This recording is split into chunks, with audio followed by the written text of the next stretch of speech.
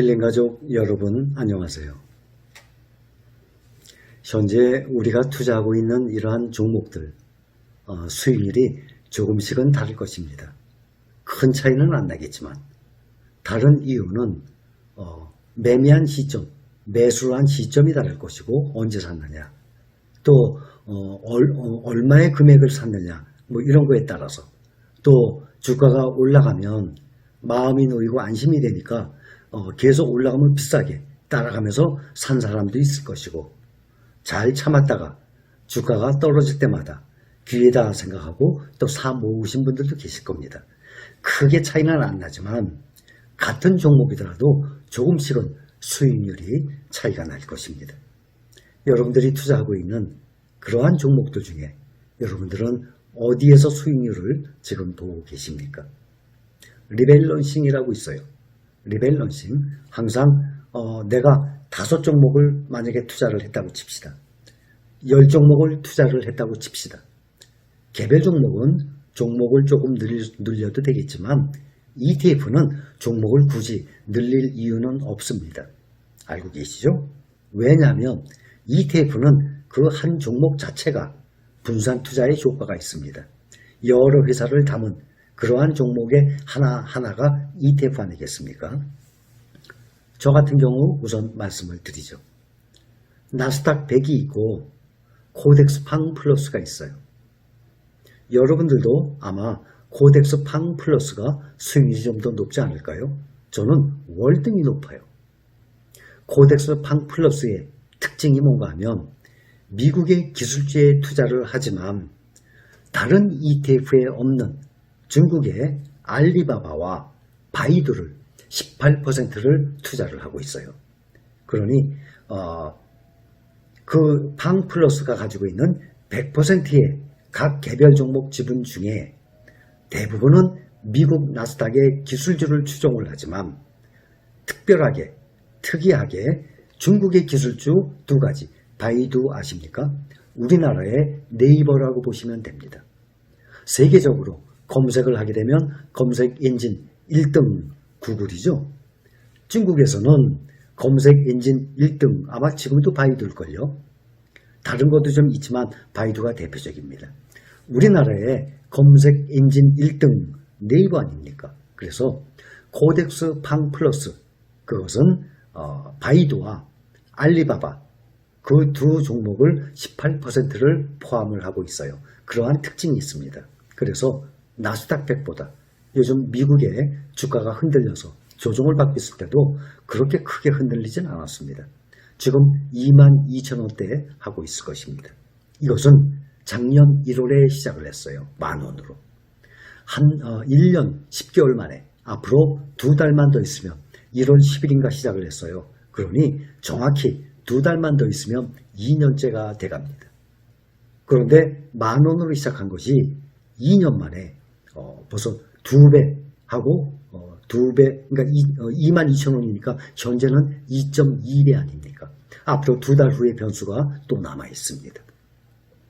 나스닥 100 같은 경우는 말씀을 드렸듯이 10년 전에 시작을 했어요. 네이버에 들어가서 금융, 국내 증시 거기에 가면 ETF 있어요. ETF의 종류가 많아요. 그 중에 해외 증시 딱 눌러보면 그 중에 시가총액이 가장 높은 1등으로 딱 올라와 있습니다. 타이거 미국 나스닥 100. 10년 전에 시작해서 지금 시가총액도 5천억이 넘었어요. 가장 시가총액이 해외 ETF 중엔 가장 큽니다.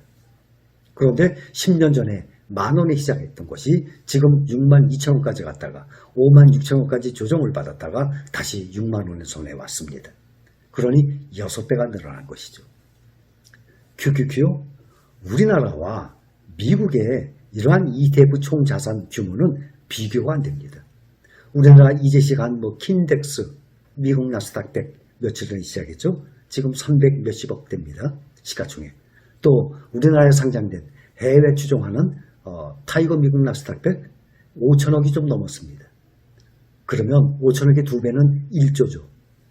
미국에 상장되어 있는 나스닥 추종하는 대표적인 QQQ는 150조입니다. 그러니 얼마나 차이가 납니까? 우리나라에 있는 타이거 미국 나스닥 100과 300배 차이가 납니다. 규모가.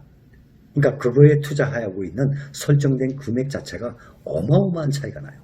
150조면 네이버 같은 회사 3배예요. 또 하이닉스 같은 경우 2배 반이에요. 또 삼성전자의 거의 40% 되는 그러한 규모의 ETF입니다. 거래량도 미국에 있는 수천 개의 ETF 중에 1등이 SPY입니다. 2등이 QQQ입니다. 그만큼 거래량도 엄청나게 많아요. S&P 500 같은 경우는 10년간 3배 올랐다고 그랬죠. 그거의 대표 추정하는 것이 SPY입니다. SPY도 마찬가지로 10년 동안 3배 올랐습니다. 나스닥은 6배 올랐다고 그랬죠. 나스닥을 추정하는 대표적인 ETF가 QQQ입니다. 그것 또한 6배 올랐습니다. 그럼 다우는요? 다우는 그거보다 S&P 500보다도 조금 덜 올랐거든요. 2.6배, 2.7배 정도 올랐습니다. 10년간. 다우를 추정하는 DIA라고 있어요. 그것 또한 2.6배 올랐어요. 그러니 지수를 추정하는 그러한 ETF는 그 지수가 몇 년 동안 얼마큼 올랐는지 거의 비슷하게 따라가게 되어 있습니다. 그래서 저 같은 경우는 나스닥 100보다 팡플러스가 수익률이 훨씬 높은 상태예요. 또 앞으로 두고 계속 봐야죠. 그래서 리밸런싱을 여러분들이 5개 투자를 하고 6개, 10개 종목에 투자했다가 앞으로 향후 1년, 2년을 두고 봤다가 그게 수익률의 변화가 있지 않습니까? 그러면 여러분들이 결정을 또 하셔야죠.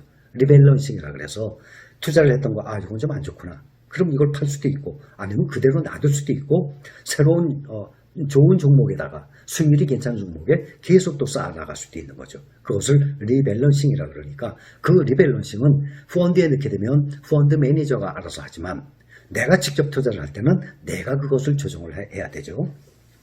또 미국에 직접 투자하는 QQQ와 XLK라고 있어요. 제가 설명을 다 드렸죠.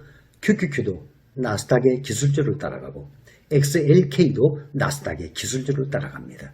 나스닥 100과 팡플러스와 다른 점처럼 XLK는 무엇이 다른가 하면 같은 기술주를 추종하지만 애플, 마이크로소프트에 무려 44%를 투자하고 있어요.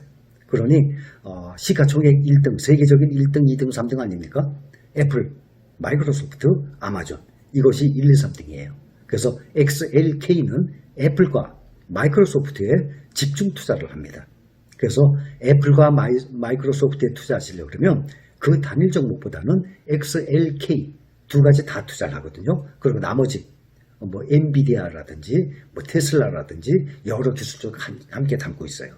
그런데 수익률로 보면 나스닥 100보다 팡플러스가 높듯이 현재로서는 QQQ가 XLK보다 높습니다. 저 같은 경우. 여러분들은 한번 확인해 보세요. 여러분들은 어떻습니까? 아마 저와 큰 차이는 없다고 생각됩니다. 그래서 앞으로 향후 1년, 2년 이렇게 해나가다가 XLK보다 QQQ가 계속 성적이 좋으면 계속 QQQ에다가 더 묻어두셔야죠. 그런데 과거 10년 동안 보면 크게 차이는 안 나요. QQQ는 연간 20%씩 상승을 해왔습니다. 10년간 과정을 보면. XLK는 18.5%씩 상승을 해왔습니다. QQQ보다는 조금 떨어지죠. 그러나 1년에 18.5%씩 상승을 한다 그러면 이거는 어마어마한 수치입니다.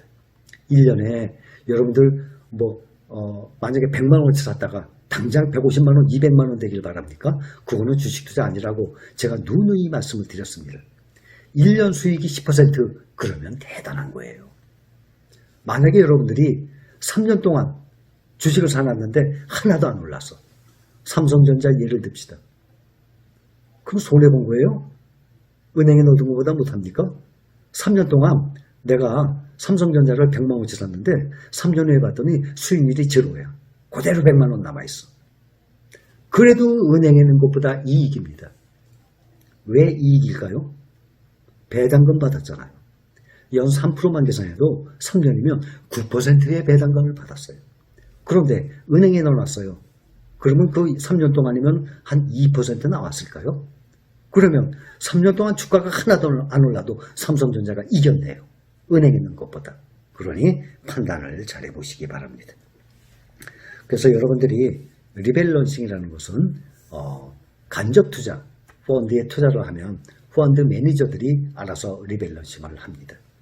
또한 여러분들이 ETF도 여러분 넣어두게 되면 연간 운용 보수 나가죠. 그것도 그 회사에서 리밸런싱을 알아서 합니다. 그런데 비용이 아주 조금 나가는 거죠. 그러나 그러한 그 종목에 대한 리밸런싱은 그 안에 몇 퍼센트 개별 종목을 리밸런싱 하는 거지만 내가 직접 리밸런싱 하는 건 QQQ나 XLK냐, 판플러스냐, 나스닥이냐, S&P 500이냐 이러한 종목 자체를 리밸런싱 한다는 뜻입니다. 이해를 하시겠죠? 자, 오늘 여기까지.